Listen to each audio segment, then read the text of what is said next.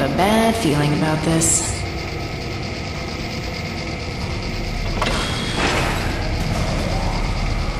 Those bandits you ran into called themselves Scorchers. Bunch of insane bastards. A few years ago, you couldn't walk 50 feet without catching hell from a group of them.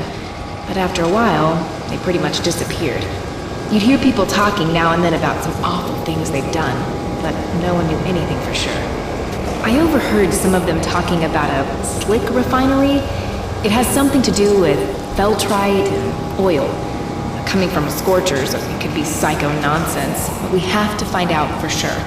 Head over there and see if you can learn anything about Firestorm. Meet me in Wellspring when you're done. I've got a guy at Jackpots who might know something. Here, take this. Might come in handy.